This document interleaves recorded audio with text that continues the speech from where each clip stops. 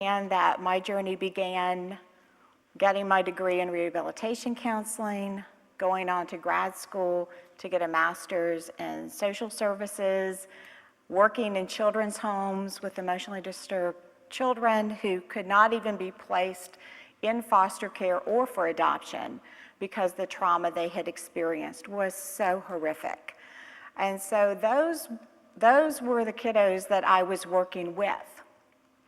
And I hired Kyle, who at that point was my rec therapist. 2 years later, he would become my husband. And so you'll get to meet him at some point. He's outdoors and I'm room service. But it is our passion for working with children. And so we have been married 29 years this year, but he affectionately still calls me boss. And just, you know, it's just wonderful. You'll get to meet Ashley, our daughter, and Nolan, our other son, who actually all work for us as well. And that has been a gradual process in happening. But after Kyle and I got married, I was going to go on and get my PhD as a psychologist. And lo and behold, we had 3 kids. Bang, bang, bang. So God said, you know, I'm going to put that on hold because there's 18 months between them.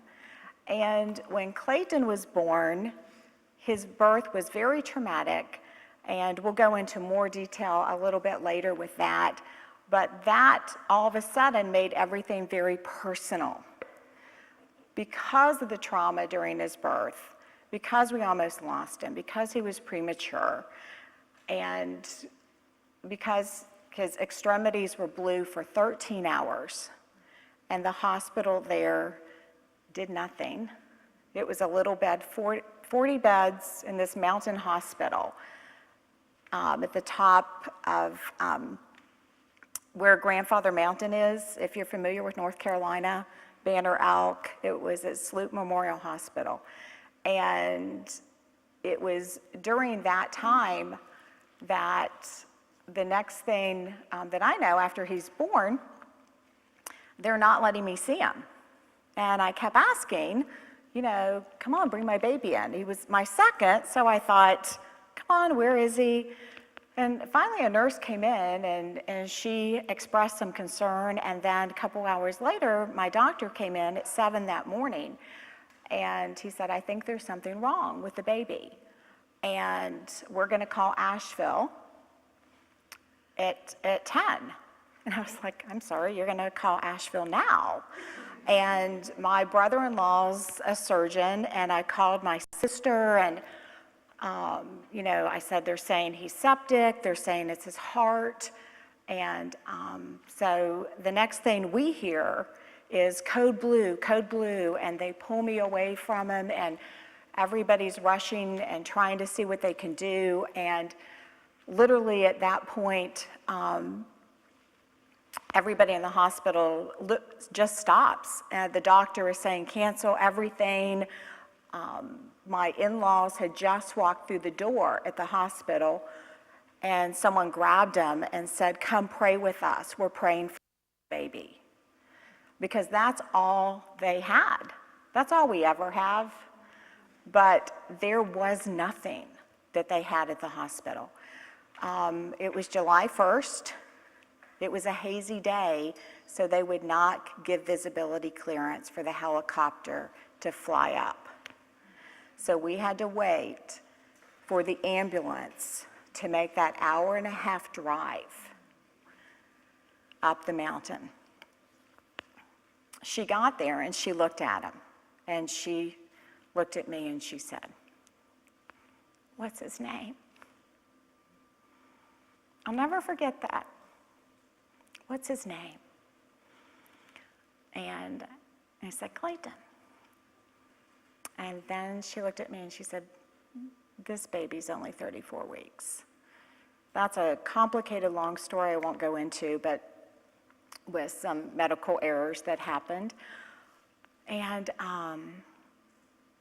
so they put the ventilation in, they put him in the ambulance, and the journey began. Now, at this point, I was really glad I have very big babies. My first one was 10-1, and 6 weeks premature, Clayton was 6'4", so he was huge in that NICU unit. And so because I had directed crisis pregnancy centers before, because of my background, I knew what we were looking at going forward. And so we had him evaluated from the get-go. He was getting therapy,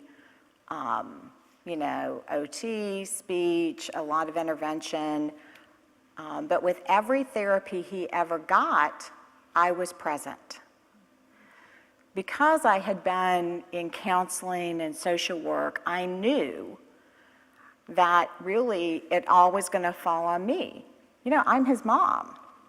And so I knew that I needed to be in all those sessions so I could carry out what they were suggesting needed to happen the other days of the week. And so we ended up only working privately because at that point the public school said, well, he should get a half an hour once a week. And I knew that was not going to cut it. We were blessed to be in Atlanta at that point, worked with Emory University and Scottish Rite Children's Hospitals, and they allowed me to be in an observation room and watch the therapy. And a lot of centers actually do have that. So parents can do that, and they can be equipped. His diagnosis at that point was language processing disorder and receptive and expressive language. And that one would kind of stick with him. So that is one reason that something that's different about Equipping Minds is that we want the parents to be in our evaluations and part of the therapy. And so we are always equipping and training and educating parents. And so teachers, therapists, whoever is on that treatment team.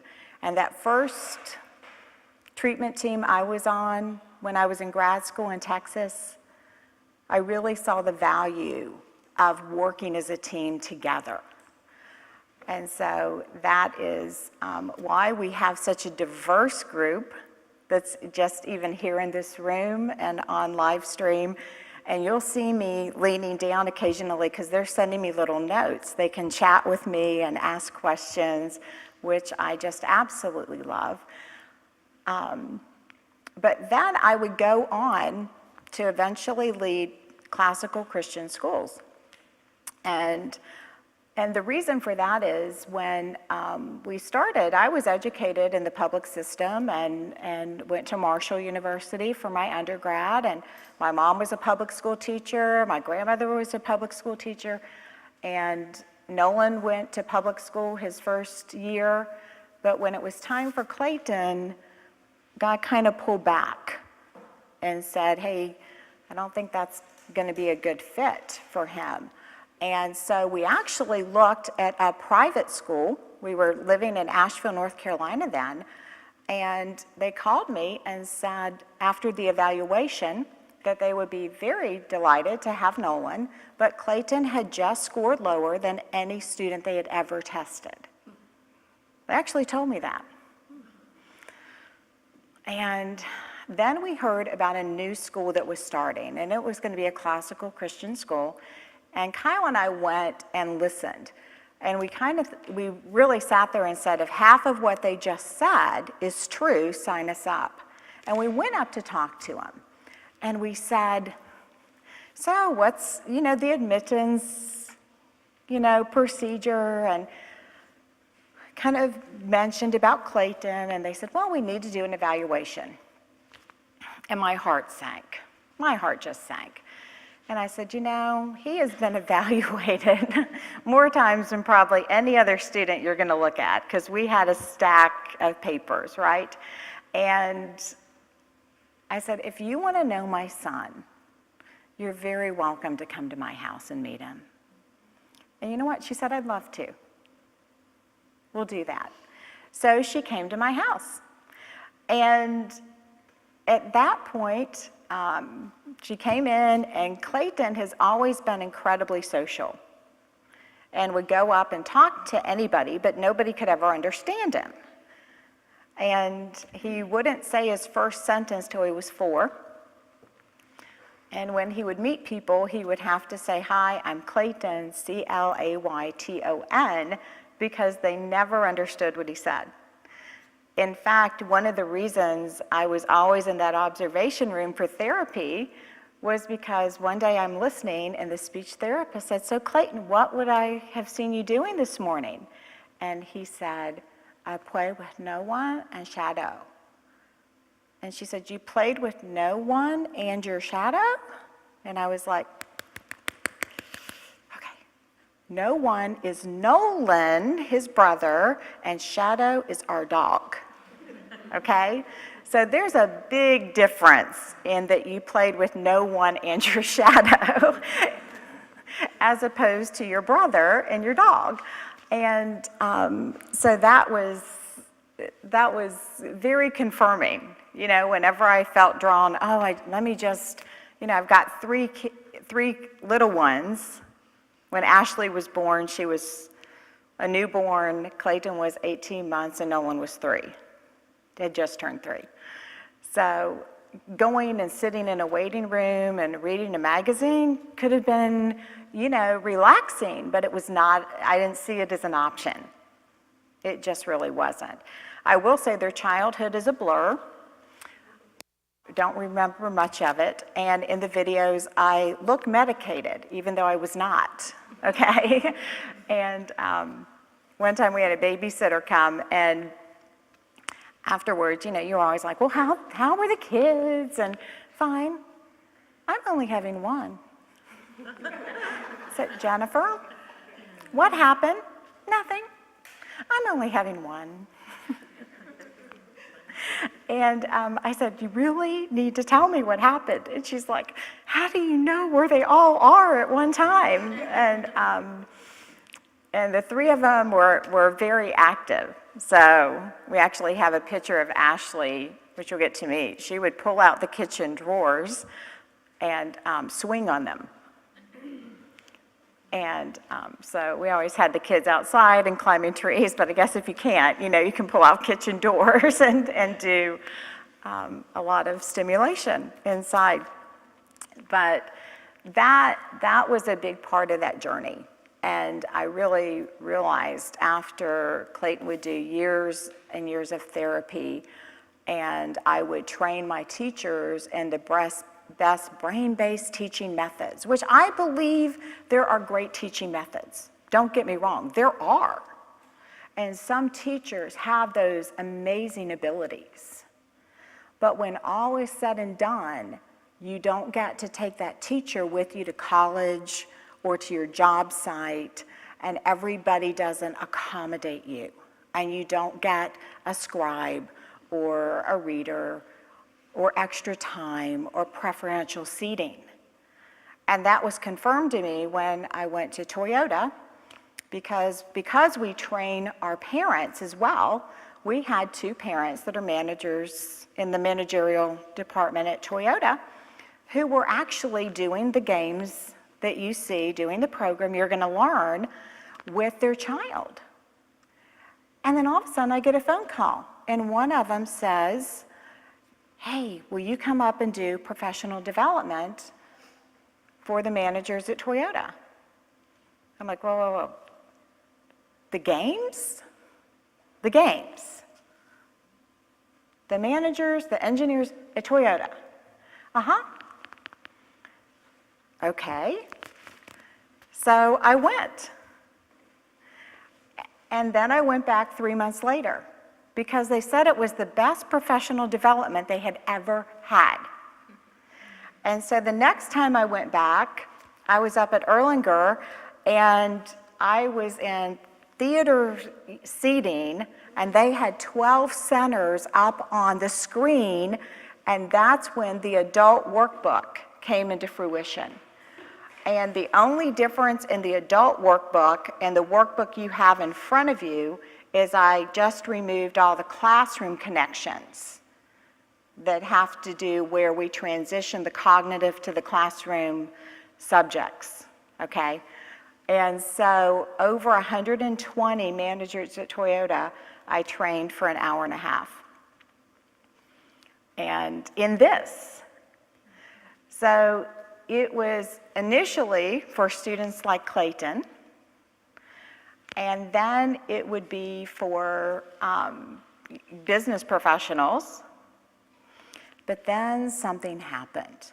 5 years ago, we're at church, and a mom comes up. And she said, I'd like for you to work with Rose. And I want to go before the school and get it in her IEP and have you work with her at school. And she said, I just need you to do with Rose what you do with every other student.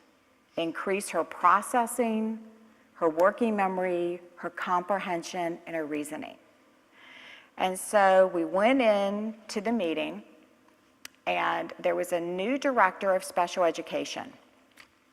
But she had been in the neighboring school and was very familiar because I had worked with some students in that district. And so she actually, it was the first thing she did as the new director of special ed, she approved it. Well, Rose was a fourth grader, and all the teachers in the room really were not very excited about this decision. It didn't make sense.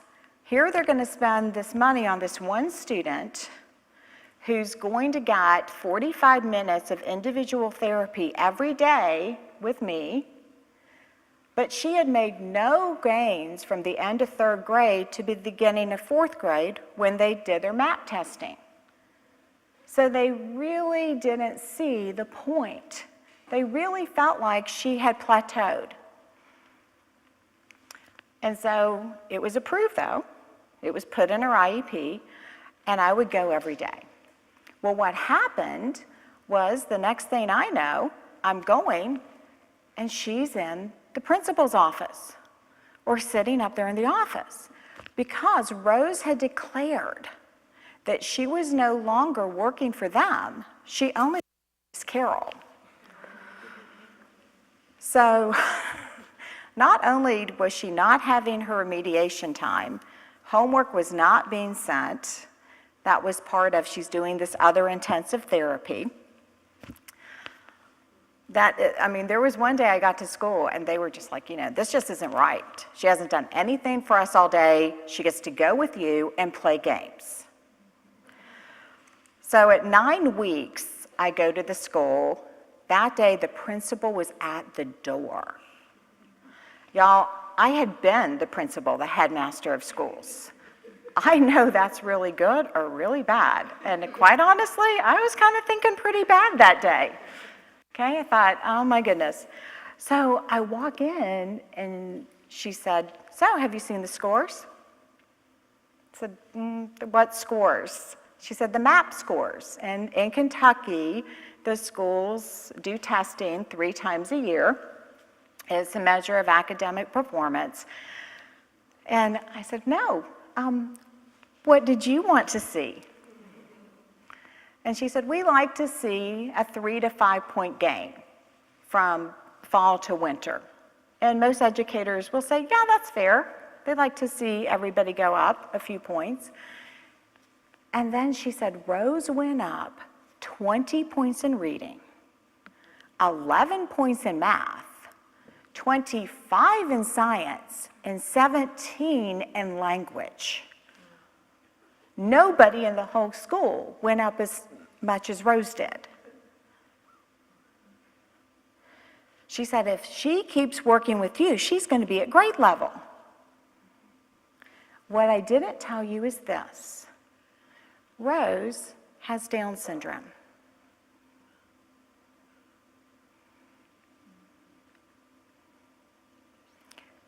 The next thing I know, I'm sitting at the University of Louisville with Dr. Carolyn Mervis, the head of the Center for Neurodevelopment in Brain Sciences. And she wants to see the book in front of you. Now, you've got the 3rd edition. I was taking her the 1st, which was a very rough draft. And she looked through it, and she was like, oh, I see where this would build working memory and processing, executive functioning. We want to do research with you. Y'all, you could have knocked me over. I mean, I felt like it was the entire imposter syndrome. What am I doing here? I'm a mom who was obsessed with helping my son. And I'll tell you, Rose was the first student I had ever met with Down syndrome. But remember what her mom said, Carol, just do with Rose what you do with everybody else. Because when you read a psychological or neurological on any student, and you're looking at a WISC or Woodcock-Johnson, you're going to see processing, working memory, comprehension, and perceptual reasoning. And those are going to give you an IQ composite. And then that gives direction to schools, to therapists on the intervention that happens, right? And so what we have seen, and with Rose, Dr. Carolyn Mervis, she said to me, no scores like this have ever been found before in students with Down syndrome. And what was accurate in that statement was that no gains of that magnitude had ever been seen in 9 weeks. I continued to work with her for 3 more weeks, but then we took a break. They retested for the spring scores. At that point, I had not been working with her. Now, I had trained her CLS worker, her parents, they had all bought the games, they had these games and everything at their house, so they were still doing that, but I wasn't doing therapy. Y'all, I've never been more nervous about test scores in my life than when they were going to do her spring testing. I've got to tell you, I was a mess, right? And, I knew what was going on. When were the scores going to come in? When were the scores? Because the question was, does this maintain? Is she going to lose something? And then I got the call. Rose had gone up 7 more points in reading for a 27 gain for the year. Remember, math had been 11. Math went up an additional 25. Math is our stubborn one. It went up 36 points for the year. Language went up 7 more for 24 points. Rose's 4-year case study is published in a peer-reviewed journal. All the testing was done by the teachers at her school, not by me. I just did the intervention. The journal is the Christian Education Journal, and it's a great edition. It's a special needs edition. And Eric Carter at Vanderbilt has an article in it, and then a professor at UK has an article in it as well. And it's just a fabulous edition. But they were like, we've got to, because it's peer reviewed, we've got to see the original documents, because they had all, interestingly, 2 of the peer reviewers had been public school teachers in Fayette County. And they were like, not that, you're making this up, right? But we need to see, because people are going to read this article and go, did you verify these? Because this is crazy. Because as a 7th grader, Rose scored in the 39th percentile on the Stanford 10 in math What? Y'all, she has Down syndrome. What do they say about kids with Down syndrome in math? Not that. 36th percentile in science. And her mom would always say, Carol, if equipping minds can do this for Rose, what can it do for everybody else? And so 5 years ago, that opened the floodgates of who then started contacting us. And that's when I started doing some research, because even though Dr. Carolyn Mervis, who is an expert, oh my goodness, world-renowned, is telling me that this has never been done before, I kind of, as much as I'd love to believe that, I kind of said, really? Really? So I did some research and found Dr. Ruben Feuerstein. Who in the room knows who Dr. Feuerstein is? Who's heard the name? Okay, yay. Oh yes, this is the largest percentage of hands that have ever gone up. And Dr. Feuerstein we'll talk about. So if you all know who Dr. Feuerstein is, who in the room knows who John Amos Comenius is? Oh, really? No one? Sometimes I have at least one. John Amos Comenius is the father of education. If you look up John Amos Comenius, you'll see the father of modern education and developmental psychology. He lived in the 1600s. He was a Reformed theologian who was also an educator. He would go on to write numerous books. The favorite of mine is The Great Didactic, where he's the first one to give 4 stages of development. He wrote the first children's picture book, Orbitus Pictus, which you can get and see for free online. It has the first phonemic alphabet in it. And I'll bring it over to show you all.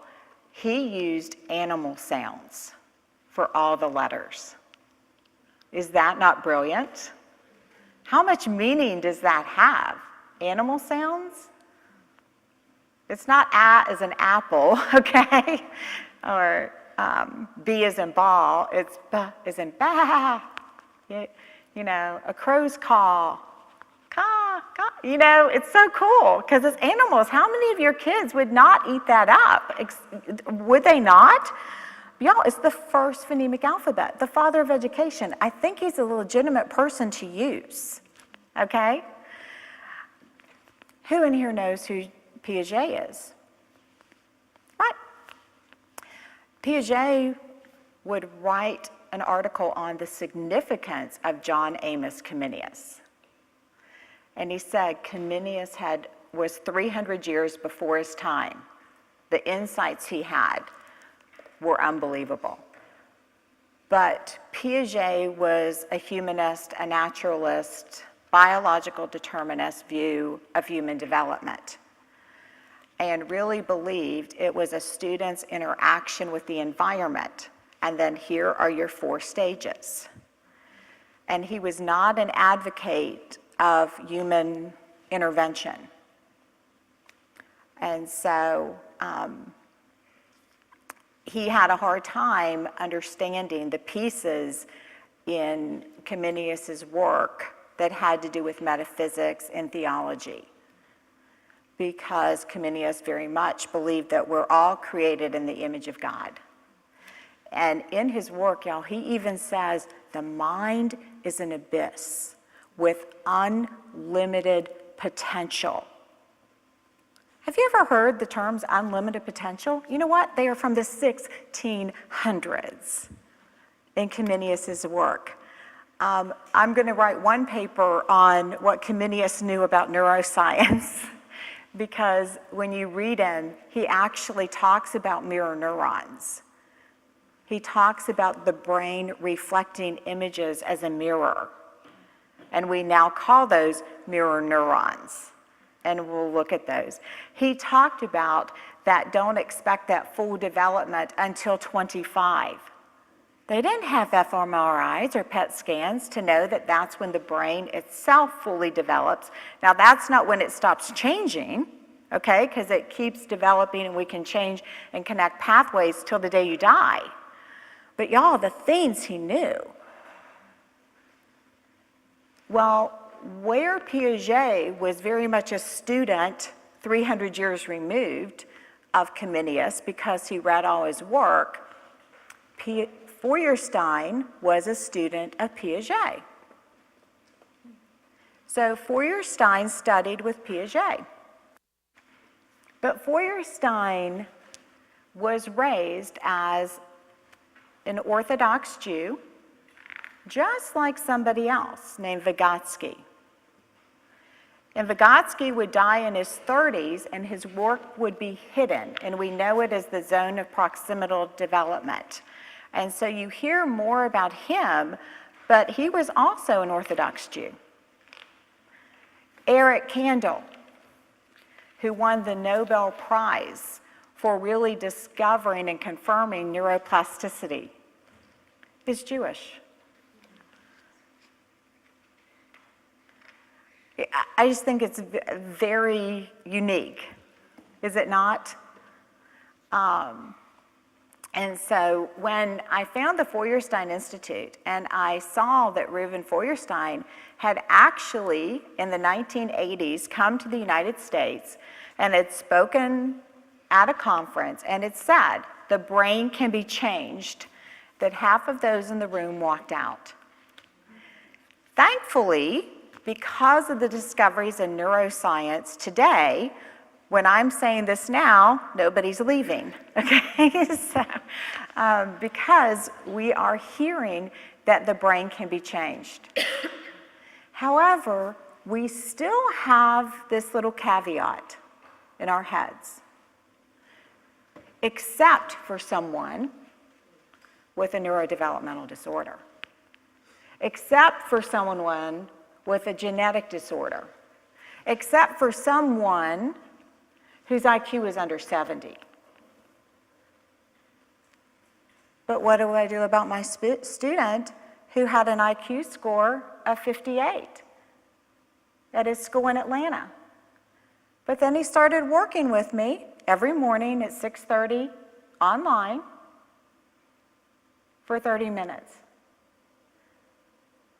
And then a year later, when he transferred schools from a private school for kids with autism to the public school, and they put him in a self-contained class, and his mother asked that he be retested, and they thought that would be pointless. His IQ's 58, he has autism. But she knew her rights, she's a nurse, and she had him retested. She called, Carol, his IQ just went up to 72, 14 points. I didn't do the testing again. I just did the intervention. When I did grand rounds at the University of Kentucky College of Medicine, talk about being intimidated, when the University of Kentucky College of Medicine calls you and asks you to do grand rounds for their child and adolescent psychiatrist, and at that point, I had not started my doctorate. I'm like, whoa, whoa, whoa, wait a minute. I've seen medical shows, you know, I mean, so I go in, and what they said was this, Carol, we know how to test it. You figured out how to train it. And they make referrals.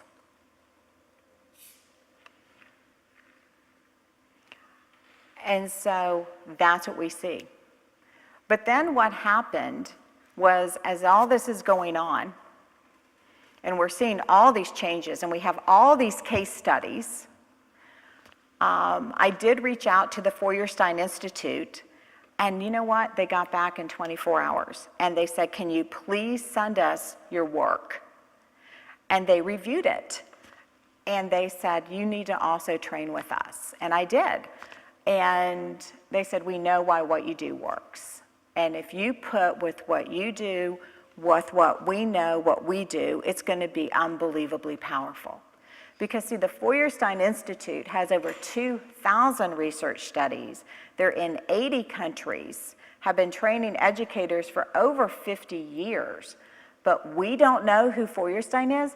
Y'all, he's a visiting professor at Vanderbilt, at Peabody Teachers College. Columbia Teachers College is his publisher of his books. Johns Hopkins, he's visiting professor there. Great friends with Howard Gardner, that we all know who Gardner is and his multiple intelligences, right? Robert Sternberg, Alberto Costa, and others. The New York Times would do a cover story on Ruben Feuerstein in the 1980s. And he called his theory the structural cognitive modifiability, SCM. Basically, what we now know is neuroplasticity. But see, at that point, we didn't have the technology to confirm the changes in the brain. And he was up for the Nobel Prize. He passed away in April this month, 3 years ago now, in 2014, at 92. Still working up till the day he passed. And so it was just an honor to read him, to train in that method, and it is going to impact what you're going to get these next 3 days tremendously, because then it really undergirded, enhanced what we do. Because now it wasn't just, oh, well, this is what Carol Brown came up with. No, this is built on Feuerstein's theory of modifiability. And he would say that regardless of age and regardless of diagnosis, that the brain can be changed.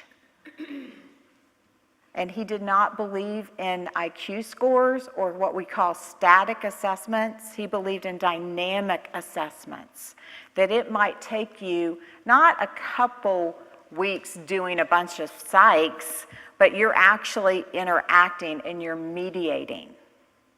And so you're going to learn what mediation really is.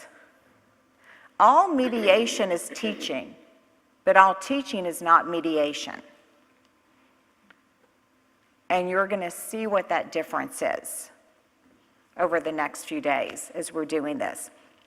And so as we were seeing all these case studies and all this is happening, what do you think the number one question I kept getting asked? Any idea? Where's your research? Right? Where's your research? Is this research-based? So even though case studies do carry in journals and medical journals, you'll see a lot of case studies published. And we had so many different things going on. I was excited at that point because Ashley and Clayton were students at Boyce College in Louisville, which is the undergrad program of Southern Seminary. And so I had gotten to know the Garnetta Smith, who's there, and as we were talking, she was like, you know what, we've got students that struggle. You know, I mean, there's a big dropout rate of college freshmen. And so she would bring me in to do study skills, but it would be based on using what we know about the brain and a very different type of study skills. So Shannon is here representing Southern Seminary, and Boyce, she is now in Garnetta's old job because Garnetta is now the director. And so we're excited to have Shannon, and you can ask her questions about how this benefits college and grad students as well. And that's what's so exciting and unique. is because you may see us with a dad who actually works for Homeland Security with a master's from Johns Hopkins, but he experienced some trauma on his tours in the Middle East. But he needed to do our program. You may see a nonverbal autistic girl who then uses her first sentences and calls her mom, mom for the first time in my office at 19. That's how I got the invite to UK College of Medicine, because her neurologist was like, I've known this girl for 12 years. She's never used sentences. She's never called her mom, mom. And she works with you for 6 weeks. And all this is being unlocked by playing games? What? And so the diversity is so unique, but the method is exactly the same. That's what amazes me every single day, is that what you are going to learn, there's not going to be, well, if you have a student with Down syndrome, you need to follow this. If you have a student with autism, you need to follow this. If you have traumatic brain injury, you need to follow this. No. Because we take a very holistic approach, everybody goes through everything. And some may go through some things at a different pace than others, but we've identified those exercises, physical and cognitive, that need to happen to remap the brain. So it was working with student services at Southern Seminary, my children being there, that then I was approached about doing my doctorate there in education. And what is great about their EDD program is that is 30 months. That's also one of the challenges of their EDD program, because we are writing our dissertation as we are taking the classes. With a PhD, you take your classes first and then you start writing. The way this EDD program is set up, we are writing as we go. Yes, it was very intense. And then we were on campus a couple weeks out of the year. But when I was talking to them, I said I was kind of back and forth. You know, I was so busy. Equipping Minds was now in every state, in countless countries. Kathy Johnson is here with us. You're going to get to meet her in a little bit, and she uses it to train. And we've lost count, really. I mean, I know we're in over 40 or 50 countries right now. But what you need to understand is we don't market. We have a website, I have a newsletter, but neither Kathy nor myself spend a lot of money on marketing at all. And, but we have schools in Singapore, in Tanzania, in Tokyo, in Australia, down in the British Islands. Their director of autism came. South Africa, we had one of the principals from a school in South Africa come last year to conference. And so it's just amazing. So what you are using, just because someone hasn't heard about it, because y'all, I had not heard of Feuerstein, neither had you, most of you. Does that mean it's not valid because we haven't heard about it? That's what we tend to equate. If it didn't come from our American system, we also tend to devalue it. Because Feuerstein's saying that he wrote a book, he wrote many books, but one had the most controversial title. If you love me, don't accept me as I am. If you love me, don't accept me as I am.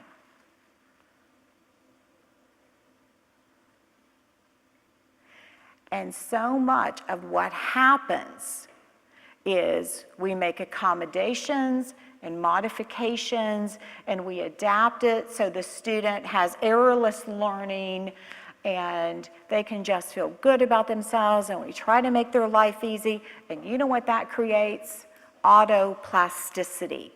No change. No change. And that's why when I first sit in that meeting about Rose, people are like, why would you do this? She hasn't gone up. She's 10 years old. She has Down syndrome. Why would you spend that amount of money on having her get these services? What I didn't tell you was this.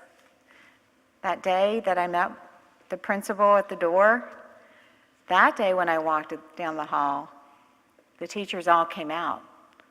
Have you seen the scores? Have you seen the scores? They were really happy to see me that day.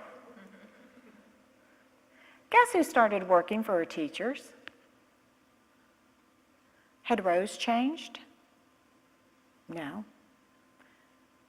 What had changed? The teacher's perception of Rose's ability. She was never sitting out there not working for them again. She's now in 9th grade, doing algebra. They've moved to North Carolina. Every morning, I get a text from her. Absolutely every morning. And it came this morning.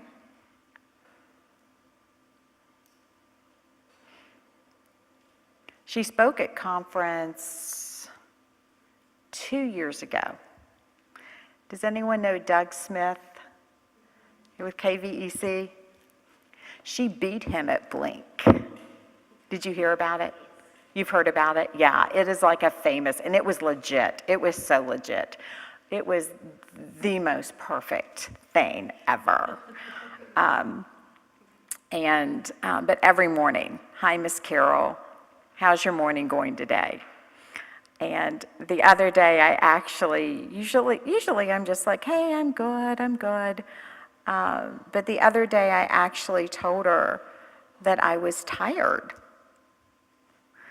And she said, me too, old brain training teacher. I didn't know if that meant because I'm in my 50s or what that meant.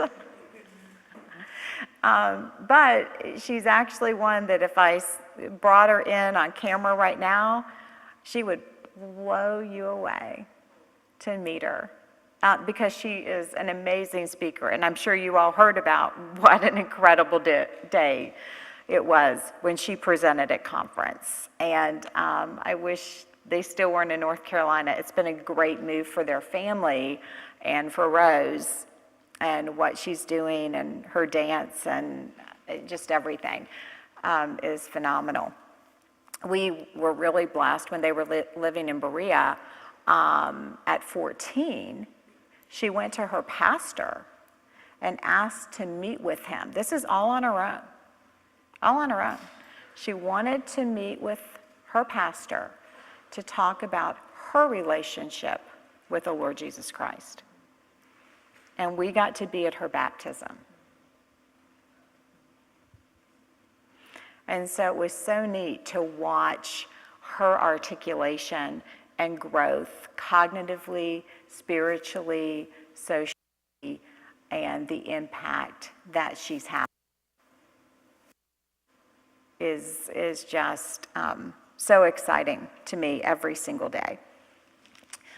So when I talked to them at Southern about the doctoral program, I put in, I was kind of like, well, this is the only way I would do it, is if you let me do the research with Equipping Minds.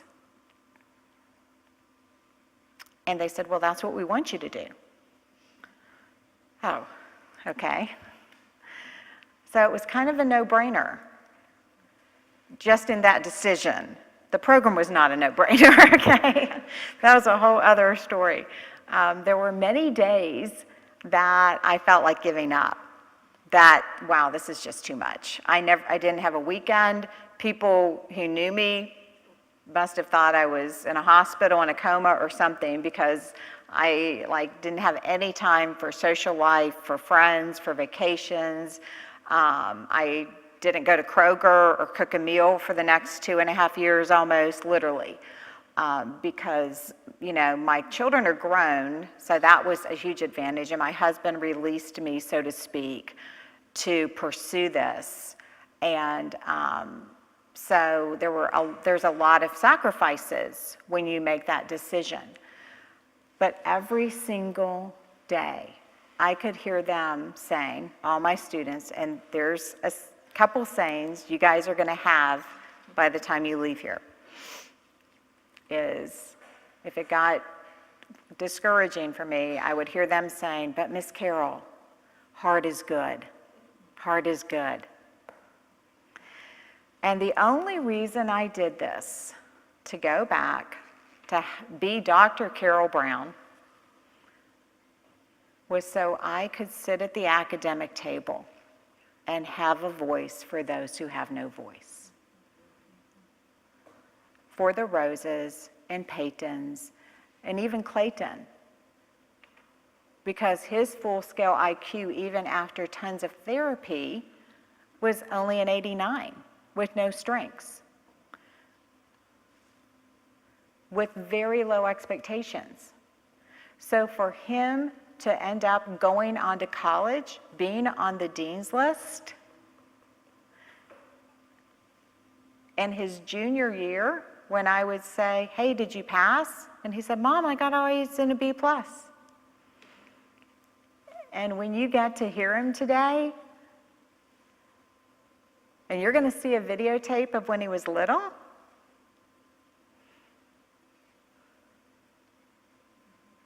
because I've seen personally, and now I've seen in countless students, that the brain can be changed. It's not perfection. I don't want everybody to have straight A's. Who in here ever had anybody ask you your high school GPA? Nobody. Who cares? Do they care if you can do your job well? When you call a plumber, when you call a baker to do a wedding cake or a caterer, do you say, so what was your ACT score? Do you have a college degree? You want to know if they're good at what they do, right? And I believe that God has created each of us for a purpose. Because there are countless jobs out there, and they all have value and worth. Do they not? Just think of everybody you encounter. Look at your checkbook. Look at who you pay. Look at the creativity. We all know that right now people are going to college and coming out and not having jobs. That they can have a master's from an Ivy League school and not get a job. And how many people don't even know what their passion is? They're not even enjoying. I tell people all the time I have the greatest job in the world. When students come to my office, and I'm like, do you know why you're here? And sometimes their parents told them, and sometimes they didn't, or they didn't know how to explain it. And I'm like, well, because my job all day is to play games. I play games all day. And when I was down in Jackson County at Sand Gap Elementary one day, and I'm playing games, and I told the kids that, I've got the greatest job, I just play games all day. One little boy raised his hand. I said, Jess, and he said, does that pay well?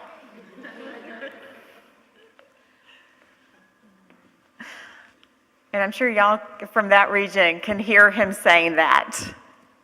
Yeah. And it was perfect. So you're going to get to see what we get to see every day. And as you experience it, that's where you're going to get to see how that all fits together. And I would apologize, but it's why you're here. Your brain is going to be tired.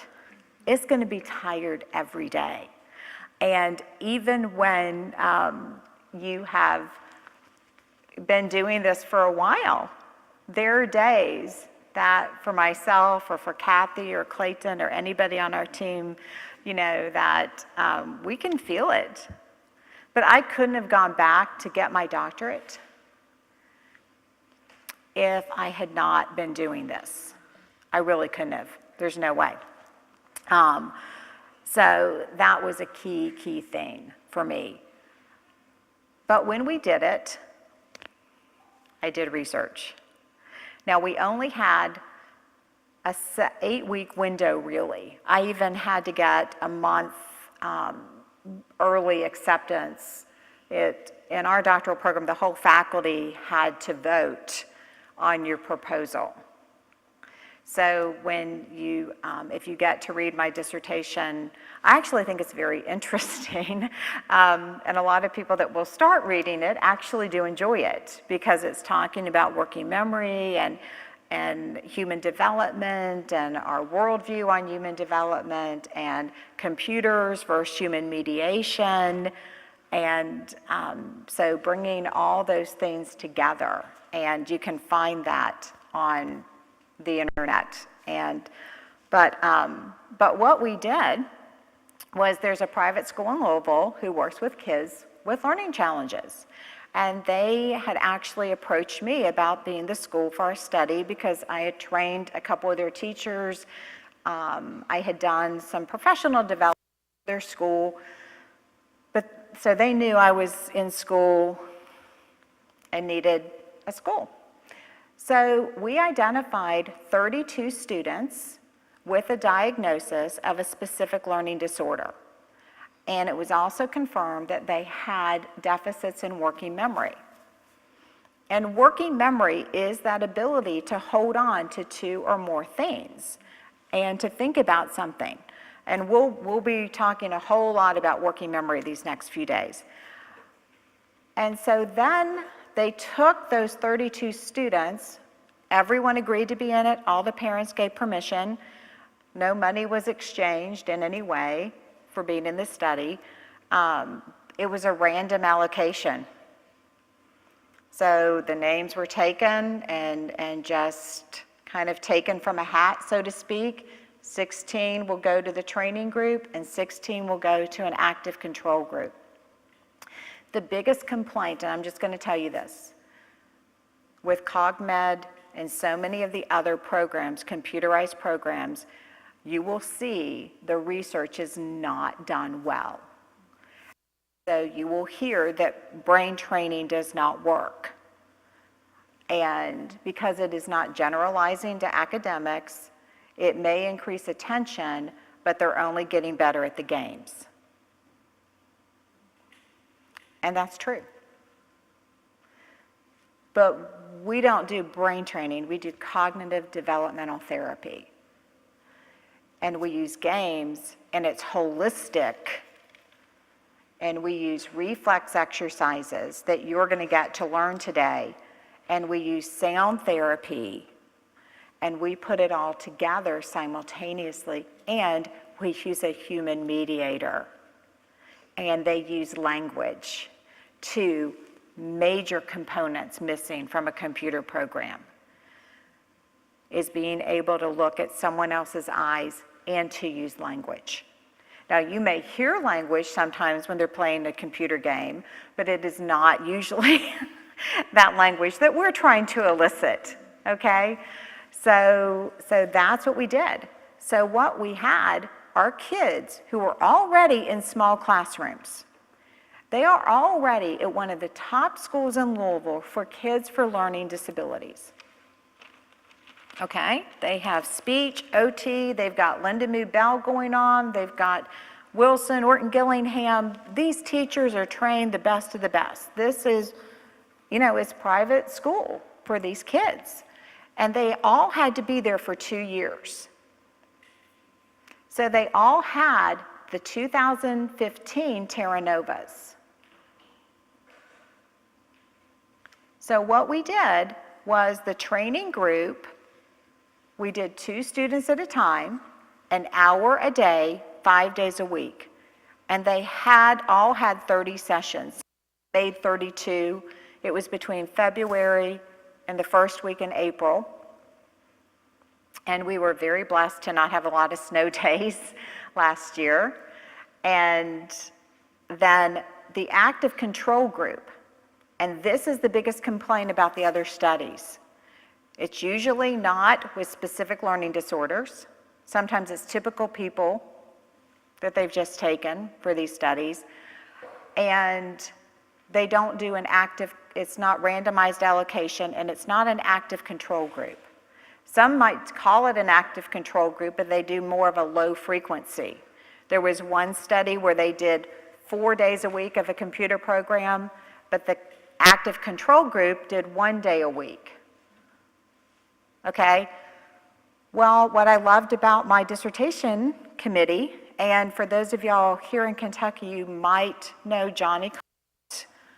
Johnny used to be the head of special education for the state, and now he's at a DC group, but he was the expert panelist put on my committee, and which was so exciting for me.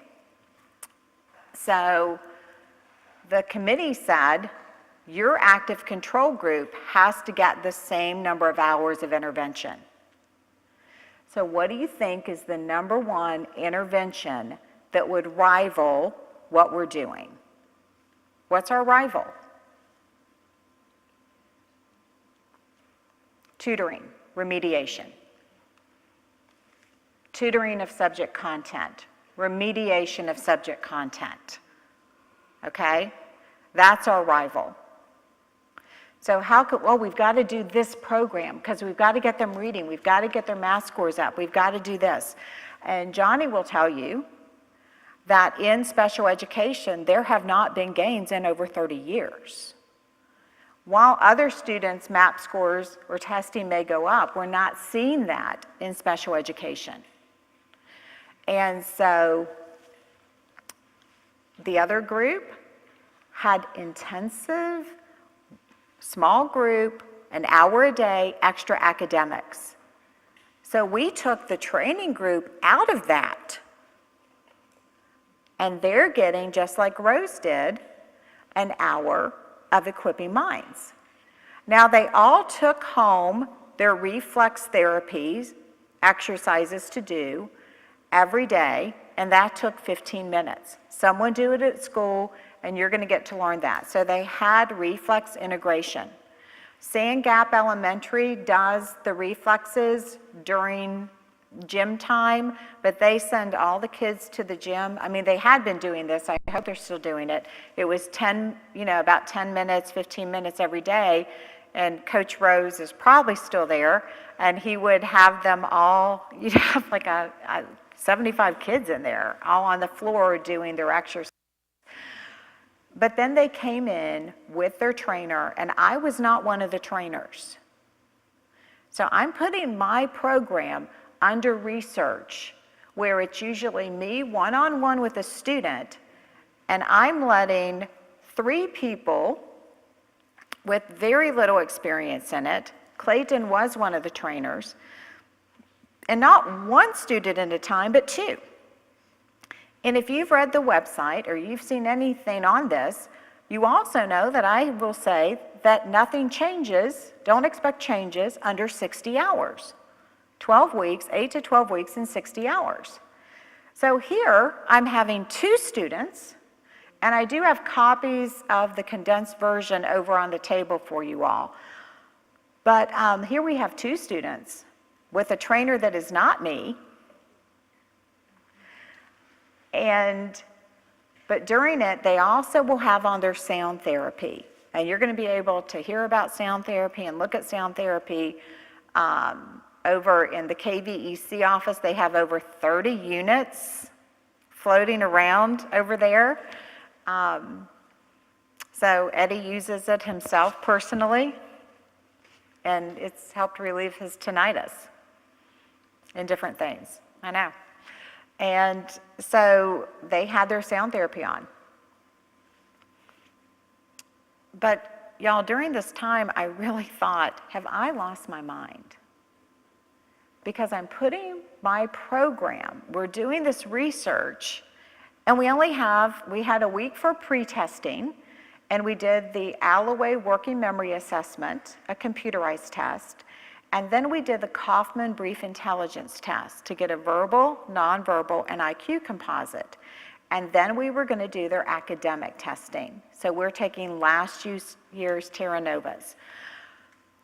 And so when the working memory scores came back on the post-test, and you'll get to look at these, and while they went up for the students in the training group, and while on a paired t-test, they were statistically significant. I may lose some of y'all on this, but bear with me. Then we had to run what's called a regression analysis, and that's the toughest test. That says even though you may just put two things together, and you may have got a statistically significant gain, and statistical significance is a 0.05, and we got a 0.02, which is better than a 0.05, okay? And so, but when we ran the regression analysis to say it was really because they did equipping minds, it didn't make the cut. And my whole thesis was that if you increased working memory using equipping minds, that would impact verbal, nonverbal, IQ composite, and academics. And so the main thing that I was hoping was going to happen did not happen. And I was disappointed. I was very disappointed. But then at the same time, I'm like, Carol, you've never said it would happen in 30 hours. What were you expecting? But y'all, remember, I wanted to go to bat with this for my kids. And so then it took a couple more weeks. The head of the statistics department, math department at Center College in Danville was my statistician. And so he called me and he said, I need to come talk to you. I've got the results from the Kaufman. Short version, with the paired t-test and then with the regression analysis, he looked at me and he said, equipping minds increases verbal, nonverbal, and IQ composite. The kids went up 14 points on their IQ composite. Do you remember the little boy I just told you about with autism in Atlanta? 58 to 72, 14 points. 14 points. I saw Johnny Collette. We actually started, we ended up buying in Frankfurt and then attending church here. Didn't know this is where Johnny Collette worshiped.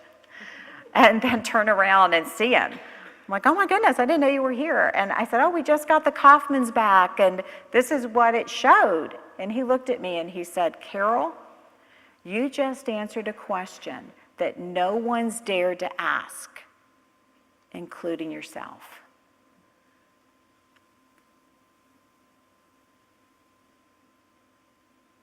Can equipping minds increase nonverbal, verbal, and IQ, irrespective of getting significant gains in working memory? And the answer is yes.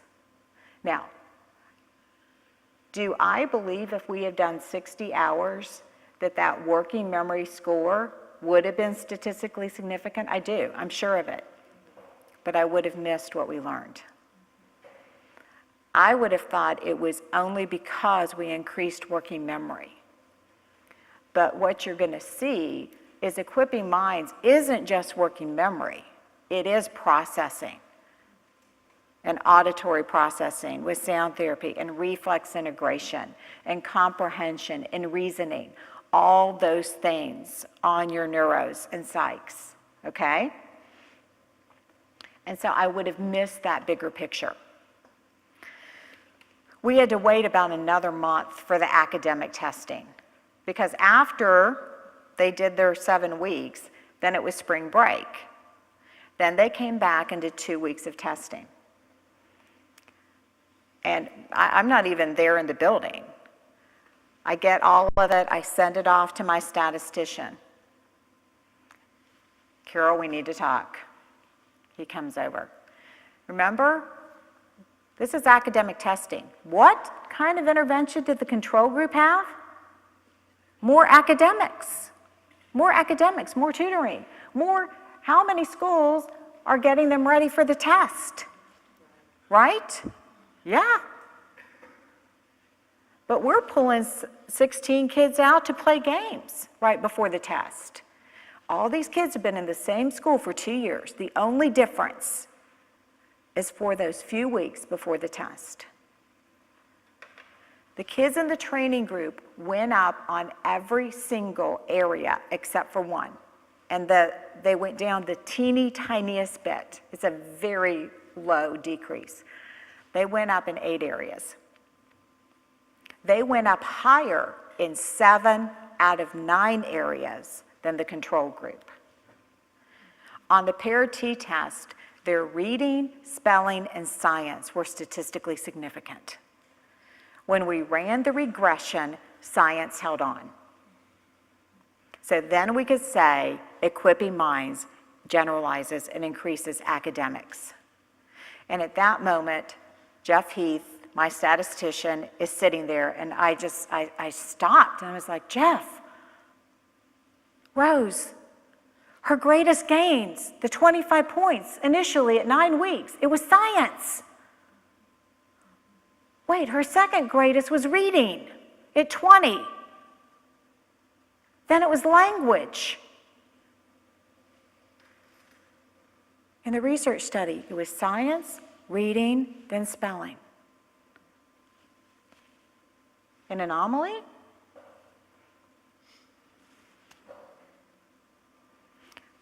Math was the slowest. Math is always the slowest. It just takes longer. But who's in algebra? Okay? I'm excited to tell you that there will not be 1 paper, but 4 papers from my dissertation that will be in a special edition of the Journal for Alternative Medicine Research. It's an international medical journal. They have asked to publish me for about 3 years, and they wanted to publish all the case studies. And I just wasn't comfortable with it. And I didn't feel like I knew my writing wasn't where it needed to be to write for a medical journal. I knew that. And that was another reason I went back, because I was having this pull. And so, yes, the papers have been accepted. I've gotten the acceptance. And y'all, believe me, I'm just a mom who had a child who had some struggles, who believed that his brain could be changed. So we're going to stop here. We're going to take a break. And